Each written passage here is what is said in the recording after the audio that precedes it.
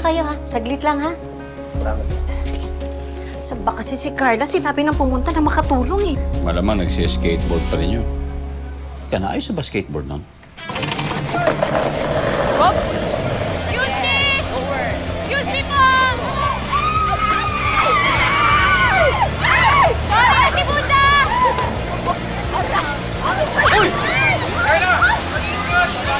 Sorry ka! May tobak skateboard ko!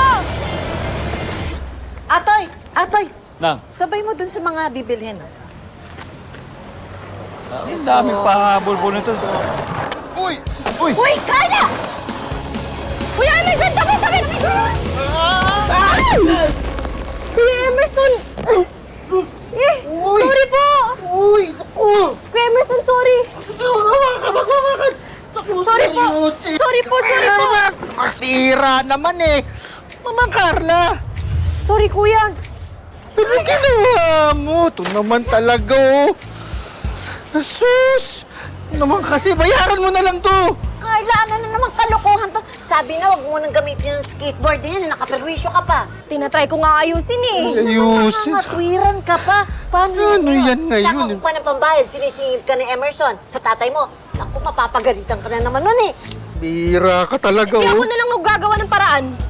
Magkano ba yung lahat? Bayaran ko. Lista mo na lang. Lista eh, kailangan ko na to deliver ngayon. Pabira naman. Maguluhan to, ha? Parang ano- Maguluhan to. Kasi nung nakaraang araw, yung mga itlog ni Mang Jojo, yung mga nabasag mo. Tapos ngayon, eto naman ngayon, dinumihan mo. Ano to, habi mo ba talaga yung mamerwisyo?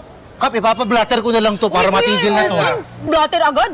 Babayaran ko naman ho yan. Dapat talaga yan. Ano naman? Sige na, pasok muna akong... Uy, Carla, saan ka pupunta? Mag-usap pa tayo. Sabi na, tulungan ako sa shop, eh. Malilate na nga ako. Balikan mo to, bayaran mo to! Carla! Tapos na tumainit ko naman. Okay. Ang aga-aga ng ano ko eh, di-deliver ko to eh. Soy Carla, usap nga tayo. Kuya, papasok pa ako. Sisermonan mo lang din naman ako eh. Wow, papasok na kaganyan ka, hindi ka naka-uniforme. Shhh! Nakausap kita, huwag mo ko tinatalikuran at huwag mo ko ninalayasan, ha? Ano ba nangyayari sa'yo? Bakit nagiging pasaway ka ng pasaway? Nung bata ka, nangungupit ka.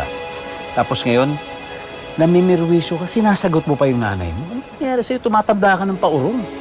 Eh kung ako magulang mo, magagalit talaga ako sa'yo. Eh, si nanay din naman ah. Di siya nagbago. Ano bago? Tinutunin ni ng sita. Ano ba? Ano problema sa nanay mo? Wala na kuya. Hindi mo naman maintindihan yun. Paano ko maintindihan kung hindi mo sinasabi? Carla, masama yung nagkikimkim ng sama ng loob sa magulang. Tanda mo yan. Hindi maganda mangyayari. Niwala ka sa akin.